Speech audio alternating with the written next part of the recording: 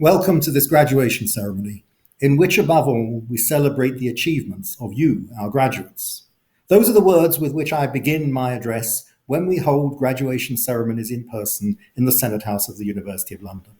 But of course, they are even more appropriate today when we are holding a virtual ceremony for safety reasons, because all Birkbeck graduates achieve their aims and they combine their work with their studies, with their family responsibilities to achieve those aims. But you, our graduates today, have had to do so much more. You have had to work under difficult conditions during the pandemic, working online, perhaps at home from situations where the Wi-Fi didn't always work, where the children occasionally disturbed you, or where indeed you had to fight your partner for control of the kitchen table when you wanted to work and perhaps they needed it as well. So you have really done something special and achieved your aims in a spectacular fashion.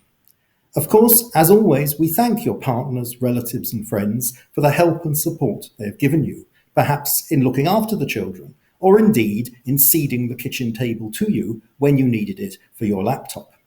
But I have another message apart from thanks for the relatives and friends, and that is Birkbeck is for everyone. You too could come and study at Birkbeck. You could gain your revenge by seizing control of the kitchen table for our online activities and now be able to combine those with in-person teaching within Birkbeck, so gaining the very best that Birkbeck has to offer. So do think about it.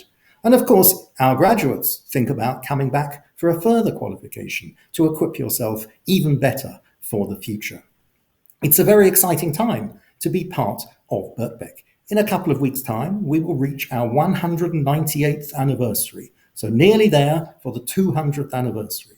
Very few institutions reach that milestone, but still fewer reach it doing something that their founders would recognize. If George Birkbeck appeared now on this virtual call, he might not understand about virtual calls. He might not understand about some of the subjects that you've studied, but he would understand about our educating working Londoners, because that is why he set Birkbeck up 198 years ago.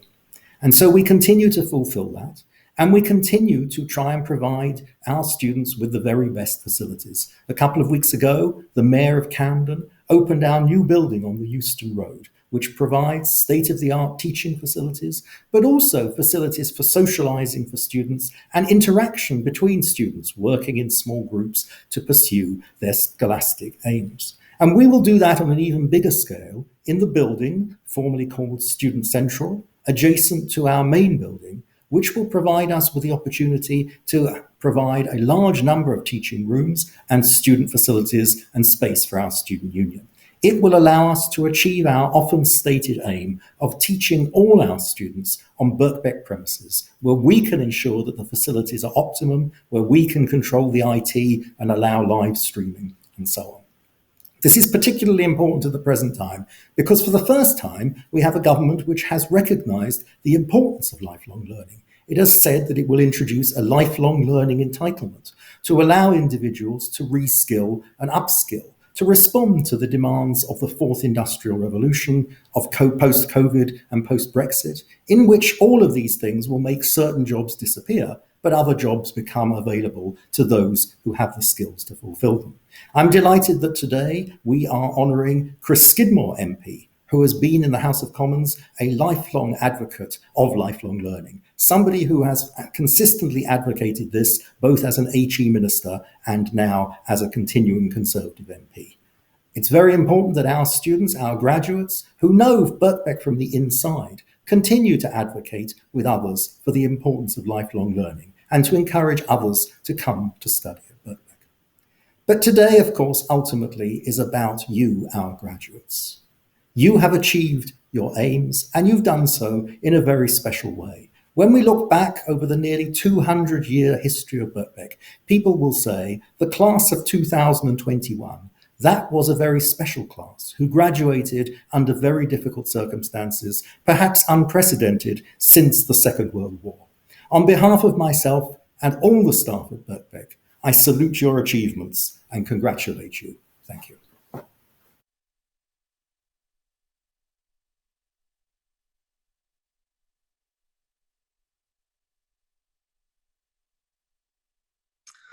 Hello, I'm Jasmine Gideon. I'm the Assistant Dean from the Department of Geography. And on behalf of all my colleagues in the department, we'd like to send you many congratulations on your graduation. We're sorry not to be able to be with you in person on this special day, but we're all very proud of your achievements. It's always very challenging for Birkbeck students to combine work and personal responsibilities, family responsibilities, along with study. So to do so in the context of a pandemic is particularly impressive, and you've done an amazing thing to be able to complete your degree. And so many congratulations on your graduation.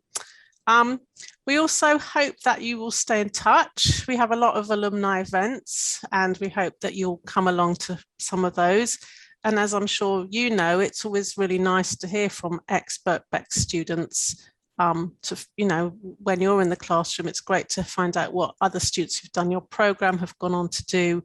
I think students always like to kind of see people who've made it to the other end and hear about, what their degree has helped them to do in their career. So it would be great if many of you were able to come back and contribute in the same way. So we will be sending out invites over the year for different things. So please do follow up. And we're sorry that we're not able to be there, but we're all really impressed, and everyone is very proud of what you've done. It's been great teaching you all over the past few years. I think we're all really enthusiastic about our teaching at Birkbeck, and it's you, the students, who make it a really special experience. So thank you to you all for all the hard work you've put in over the past few years and to get to the point where you are at now. And I think it just leaves me to say again, on behalf of everyone here and other colleagues in the department, many congratulations, lots of luck in the future, and we look forward to hearing about your exciting new adventures with your degrees. So good luck, everybody, and thank you. Hello, my name's Matt Cook. I'm the head of the Department of History, Classics and Archaeology here at Birkbeck. And I'm joined by my colleagues to wish you a very happy graduation day. Joining our graduates to celebrate their achievements in person is one of the highlights of our year, and it really is a shame that we can't do that this time round. We did, though, want to gather virtually to congratulate and applaud you, and especially because you have completed your degrees in the most difficult of circumstances in the midst of a pandemic. We hope very much that you'll stay in touch with us, and we wish you every success in the future. So, colleagues, please unmute and join me in congratulating our fantastic new graduates. Hey. Hey. Hey. Thank you, everyone.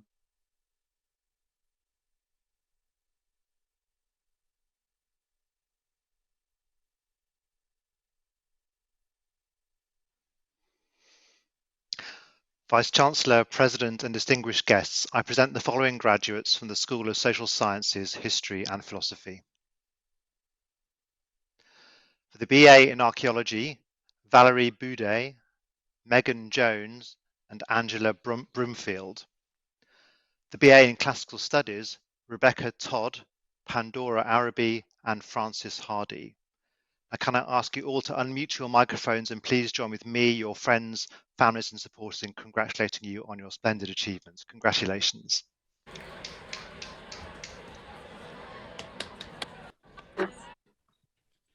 I know.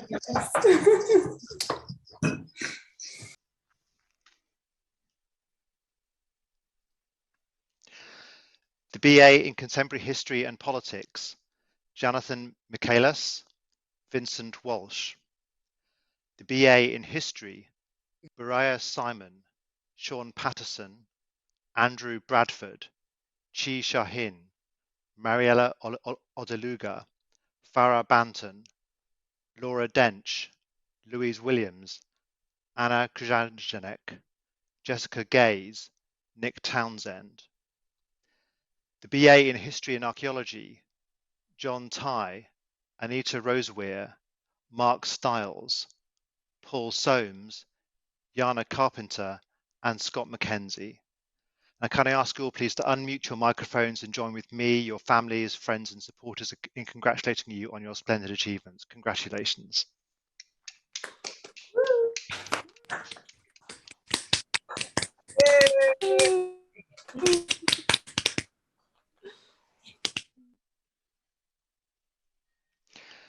The BSc in Community Development and Public Policy, Shahida Begum, Adina Maglan, Myrtle Sirleaf, and Hassan Mohammed. The BSc in Development and Globalization, Amal Yusuf. The BSc in Environment and Sustainability, Liga Klavina, Solvita Verbere. The BSc in Environmental Management, Cerise Coleman-Fell, Danica Thomas. And can I ask you all to unmute your microphones, please, and join me in congratulating you on your splendid achievements. Congratulations. Yay, well done, everyone. Well done. Well done. We made it through COVID.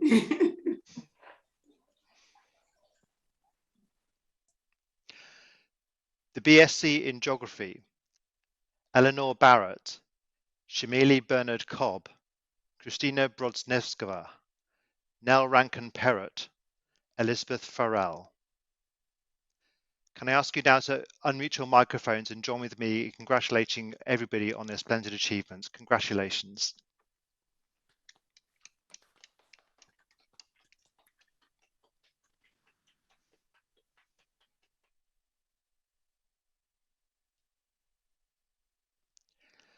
The BSc in Social Sciences, Lara Gold, Nicholas Hall, Mohammed Ali, Beata Hegi Tot, Antonia Earle, Oliver Coxhead, Joanne Aspall, Billy Briggs, Shakila Simpson Watson, Alona Kula, Yolanda Johnson. The Graduate Certificate in History, Yvonne Crampin and Jason Willems. And the Certificate of Higher Education in History and Archaeology, Peter Durrant. And can I ask you all to now please unmute your microphones and join with me, your supporters, family and friends in congratulating you on your splendid achievements. Congratulations. Hey, we made it. Well done, everyone. Alona Kula,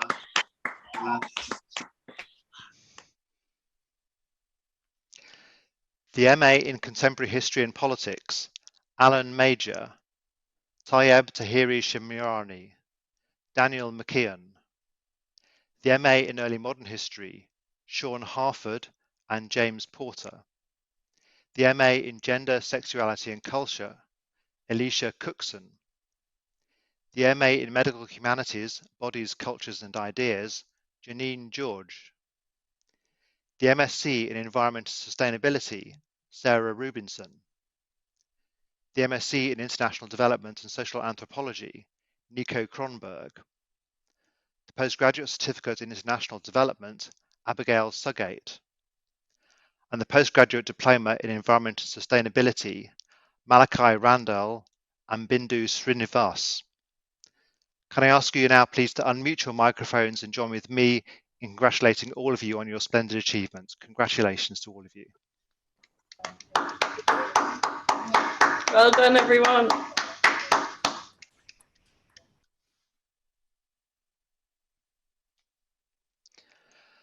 The PhD in History, with a thesis entitled The Response to Plague and the Poor in the Suburban Parishes of Early Modern London, circa 1600 to 1650, Aaron Columbus.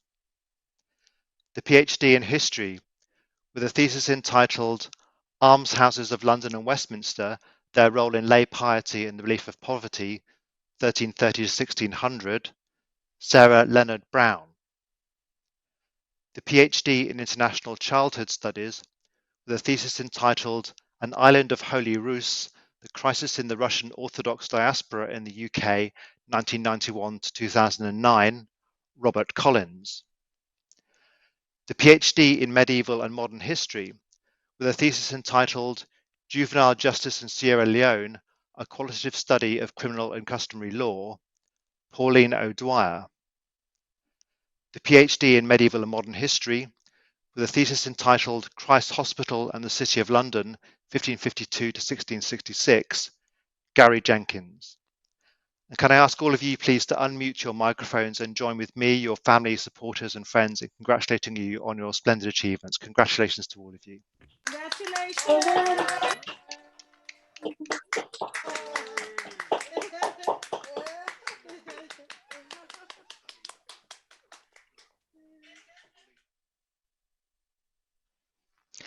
This concludes the presentation of graduates from the School of Social Sciences, History and Philosophy.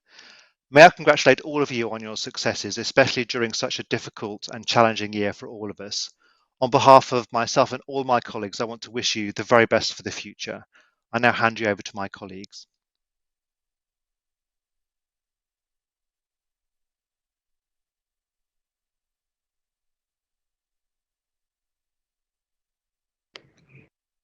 Today it is my great honour to welcome Christopher James Skidmore to a college fellowship here at Birkbeck, University of London.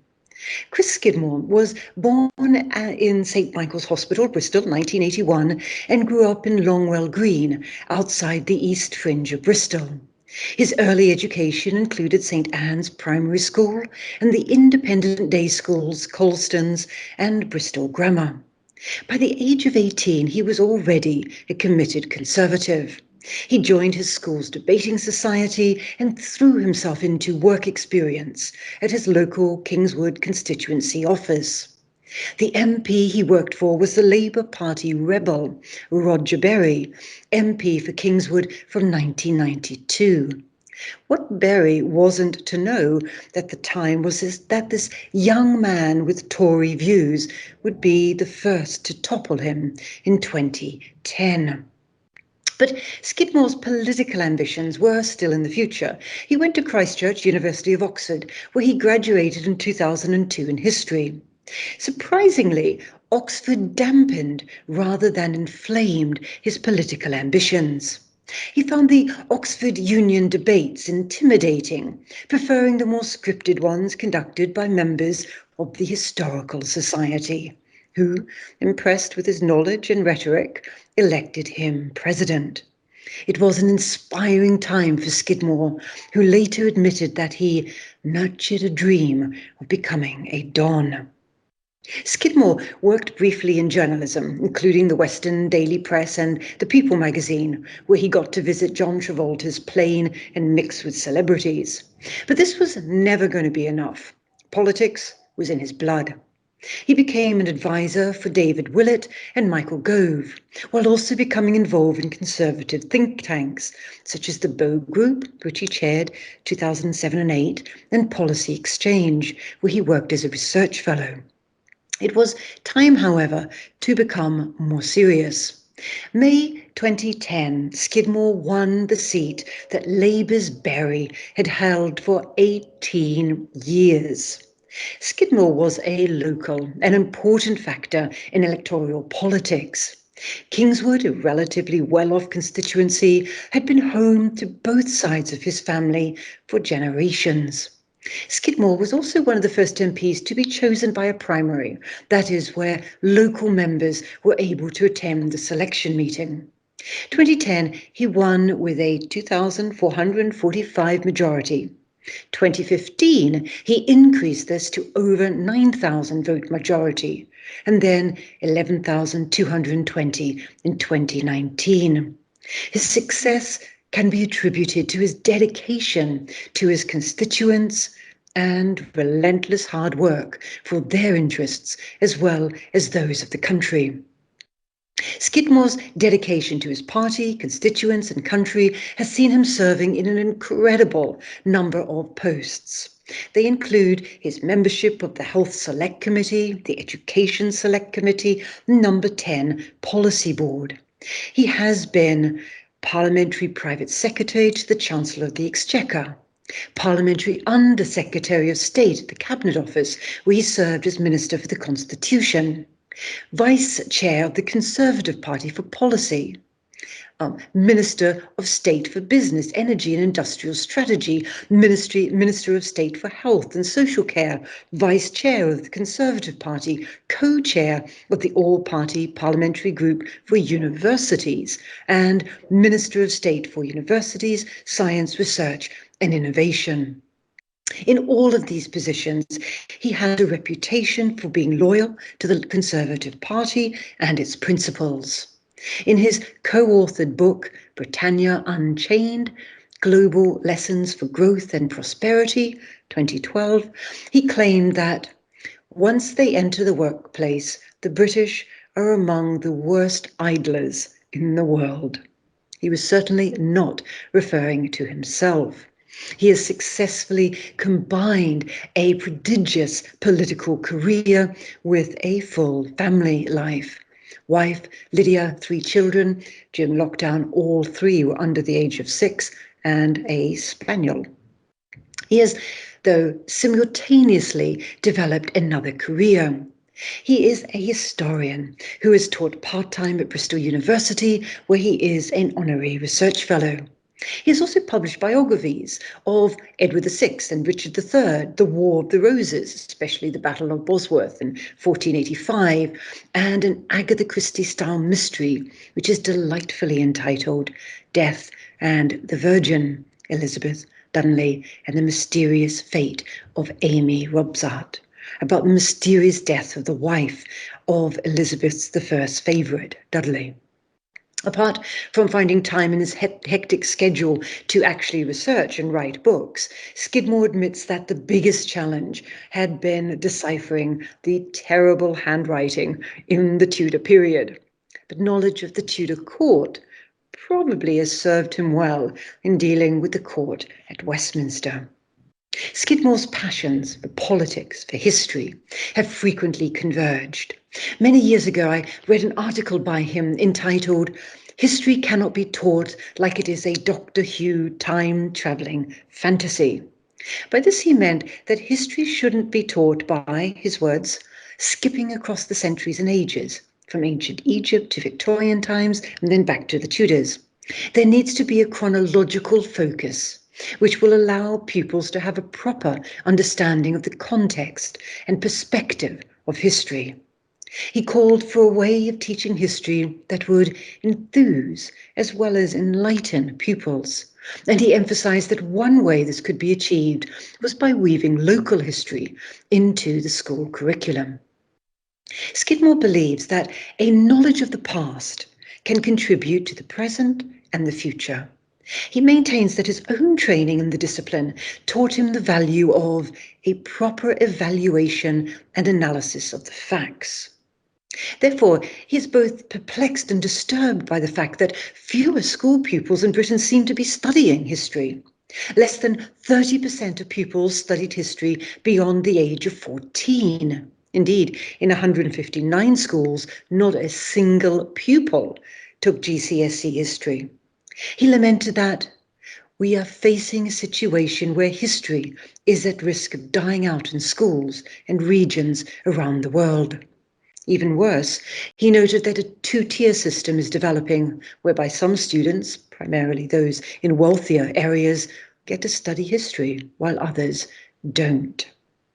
Now, more broadly speaking, Skidmore's most senior roles in politics have been incisive for educational policy. One of his themes has been internationalization. He was responsible for a new international education strategy and an international research and innovation strategy, which led to the return of the 2-year post-study work visa and the introduction of a global talents visa.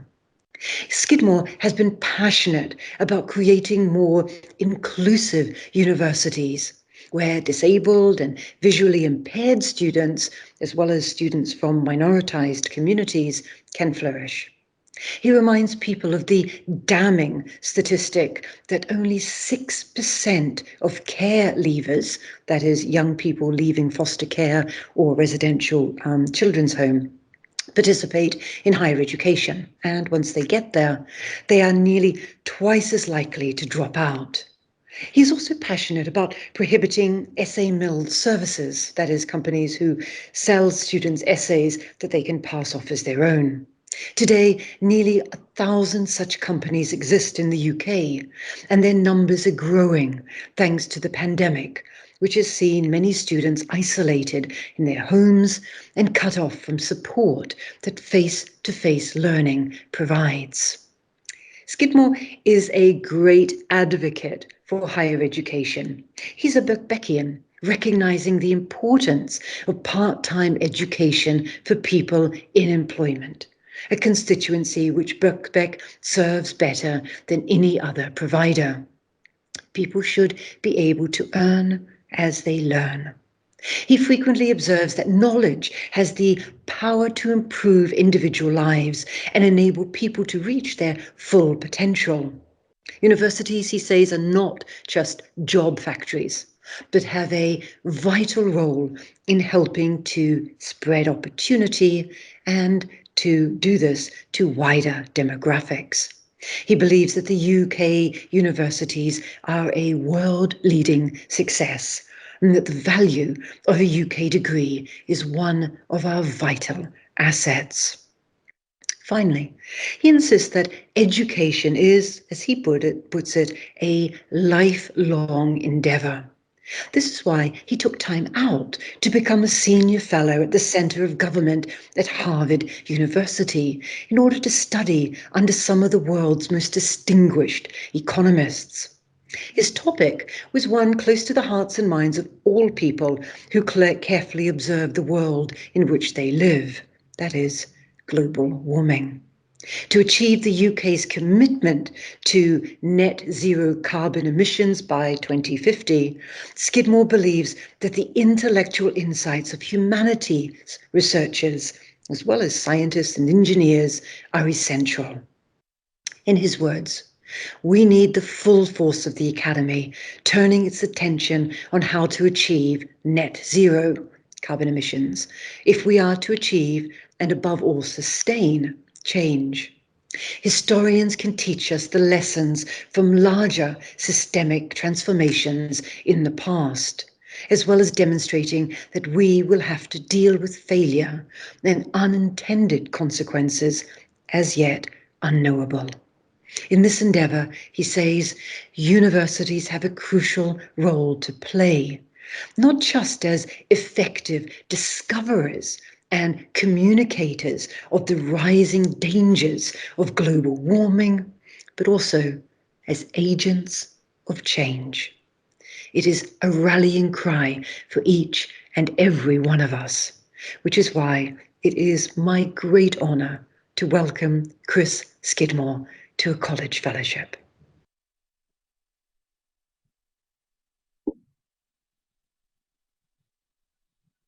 Congratulations to all those graduating today. And I'd like to start by adding my commendation and recognition, really, of all the hard work that you've given in achieving your degrees. It's been a humbling occasion to witness these moments of private celebration, albeit virtually. And I speak of somebody who never managed to actually finish my doctorate. The lull of politics drove me into a different arena. So I watched these ceremonies with envy, but also a sense of pride that you've been able to achieve something that I know is incredibly difficult to do. I'd like to thank Professor Burke for that sort of kind introduction. Very odd being able to hear your career being sort of laid out in that way. But thank you for the time in putting that address together. And I'd like also to thank the Vice Chancellor, Professor Latchman, and the wider community at Birkbeck for the award of this honorary fellowship. It is indeed a great privilege to join a list of eminent fellows who have previously been nominated, as it is equally a great honour to be in your company again. The last time I gave a speech at Birkbeck, it was back in June 2019, physically.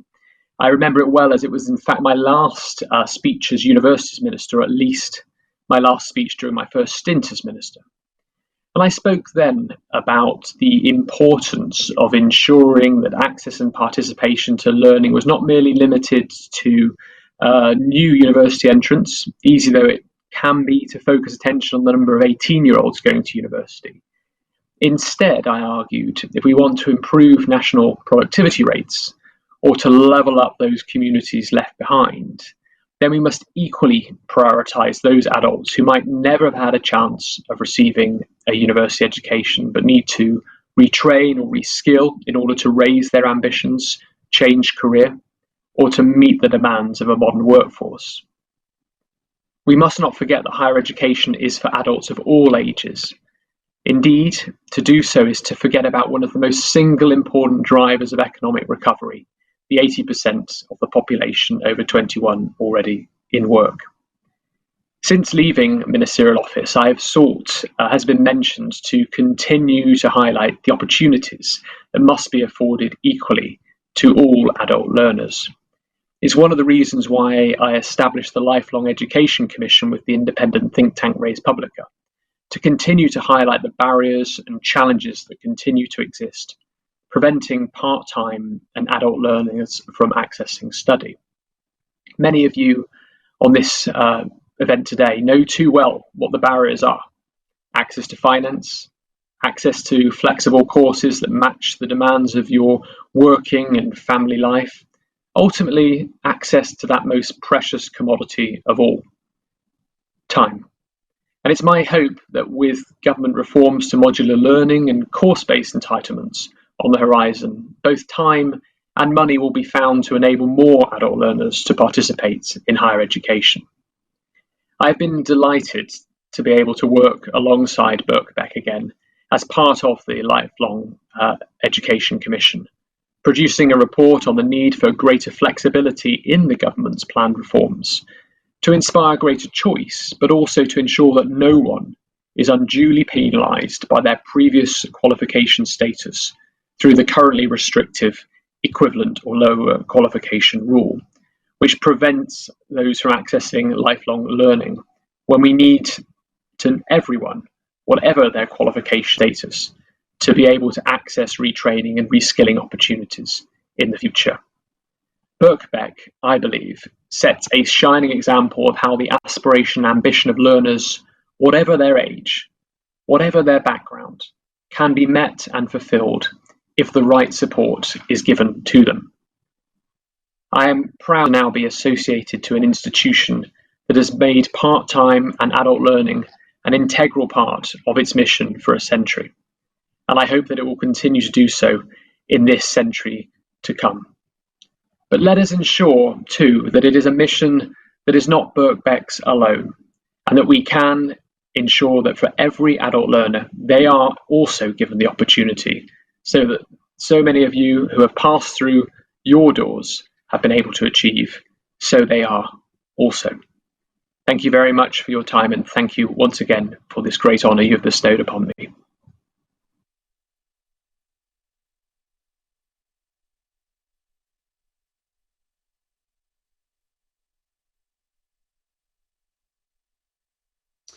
Hi there, I'm Tamar Gosh. I'm a graduate from Birkbeck. A few years ago, I did a Master's in International Development. Right now, my role is Chief Executive of the Royal Society of Tropical Medicine and Hygiene. We're a charity membership network for those working in tropical medicine and global health. So you can imagine this time is really busy with COVID and in some ways, raising awareness of global health with all of us. My role is a really exciting one. It's leading a small team and also hundreds and thousands of volunteers, members and supporters across the world trying to work on the big issues in global health, including eradicating disease and improving equity to healthcare. And I'm really delighted to be here to say a few words to you at your graduation. First of all, congratulations, you've made it. I know what a great day that is. So a bit about why I did my course, my master's. I'd kind of got stuck in my career, really. I was at an NGO and I was enjoying my fundraising role, but I really wanted to move into a leadership position and I wanted to understand a bit more about the detail of international development, some more of the theory and how you put that into practice. So I did my master's while while I was also working, which was a challenge, but we get through busy times and it's very, very much worth it. And I was really happy to have the opportunity to work and also study. And I met some really great friends during the process. So I hope that that you have too. If I have any advice for you, it's remember that you've gained a lot of knowledge through this process of your studies, but you've also, I'm sure, made some great friends. I know for me, I've made some of my closest friends in my course before. So I just would urge you to keep in touch with them, keep their friendships over the years, and have faith and confidence in the knowledge that you've got from your studies. I think it's easy in this world to sometimes have those moments of questioning whether we're right, whether we're on the right path. But rely on the knowledge you've had and you've gained in that experience. And I wish you all the best for the future. Please, aim high. The world needs great leaders. And whatever subject you're working in, I wish you the very best of luck with it.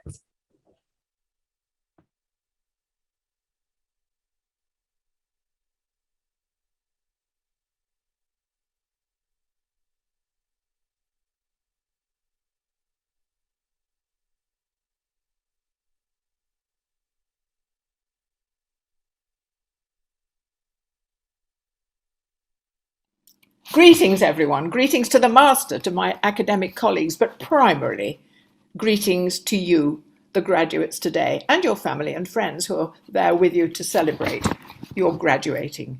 Congratulations to every one of you.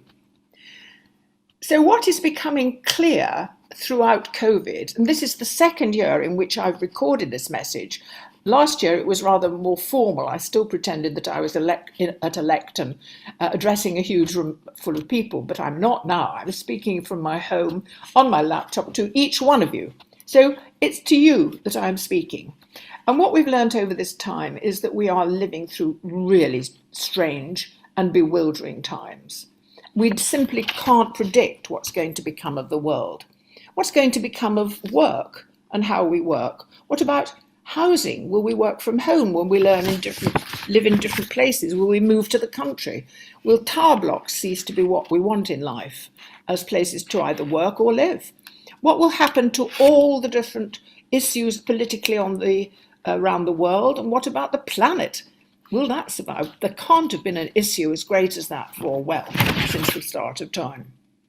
So here we are facing all these problems and thinking it's never been as bad as it is now. Well, let me tell you, at other epochs, it's always seemed cataclysmic in some ways. When George Birkbeck called that meeting in 1823, asking working people if they'd like an education, would they please turn up at the Crown and Anchor pub in Fleet Street, 2,000 people arrived. He must have thought the world had changed. What happened? Did he mean it?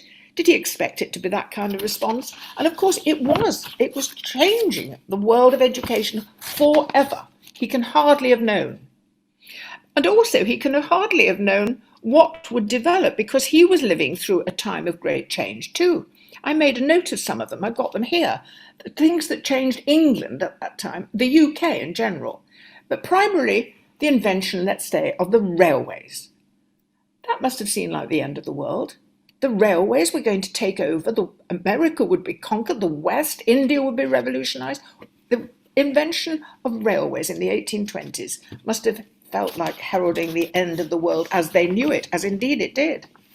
Then there was the horse-drawn omnibus in London, public transport. Nobody had ever thought of that before, except in coaches from along the highway. The combustion engine was patented, presaging the most revolutionary change in transport you can imagine. All sorts of strange institutions were founded. The Metropolitan Police happened, the Oxford Union, where so many of our politicians, so many of our prime ministers have been the leading president, including the present prime minister. The Metropolitan Police, very important. The RSPCA, people started to care about animals, the welfare of animals. So these were all interesting ways of responding to change. And then, of course, the arts was flourishing at that time. We had the great sweep of great poets. Keats, not to live long, but to write wonderful poetry that still echoes today in the hearts of today's poets. Shelley, calling for political action to be echoed by Mick Jagger years later. Byron, of course, going out to Greece where he would die, fighting for Greek independence, a legend, leaving behind scandal, great poetry and political engagement. So this was an extraordinary time of change. And people would think, how are we to deal with it? It's challenging and it's a bit bewildering. Well, today is both challenging and bewildering. I would say you could sum it up in 2 words, really, briskly, from the newspaper headlines: COVID and Brexit. How are we to see both of those issues unravel and be some good? How are we to thrive? How are we to solve the problems they present? Is the world getting better or is it getting worse? We just don't know how it's going to work out. And here's my message for you, because with every crisis, there is opportunity. George Birkbeck knew that. And I'm telling you, it's your opportunity, because nothing equips people to deal with crises so much as a trained mind, knowing how to assess evidence, how to weigh up the pros and cons of argument, how to set out an argument without coming to blows, I hope, and how to deal with both the challenge and the bewilderment. Your degree at Birkbeck has put you in that position, and I urge you to use it to the utmost degree. You will relish doing so. Problem solving is one of the great delights in life, and you have problems ahead of you and the skills to resolve them. So to each and every one of you, my congratulations and good luck for the future.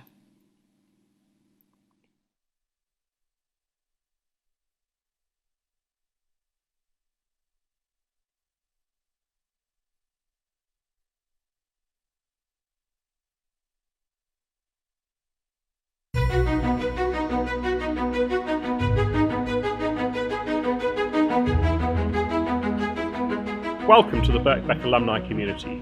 You might be in the UK or much further afield. It might be morning, afternoon or evening.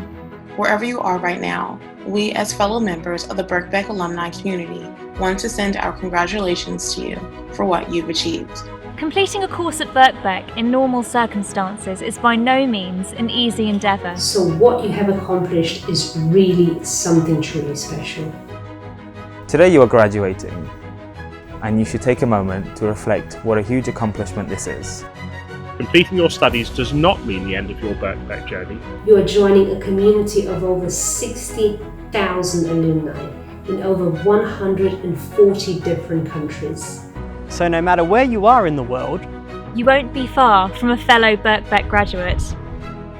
There are lots of exciting events, activities, and opportunities for you to stay connected with Birkbeck. Visit bbk.ac.uk/alumni to find out more and update your contact details. We are proud to share this day with you. Have a wonderful time celebrating. Congratulations. Congratulations. Congratulations. Congratulations. Congratulations. Congratulations. Congratulations.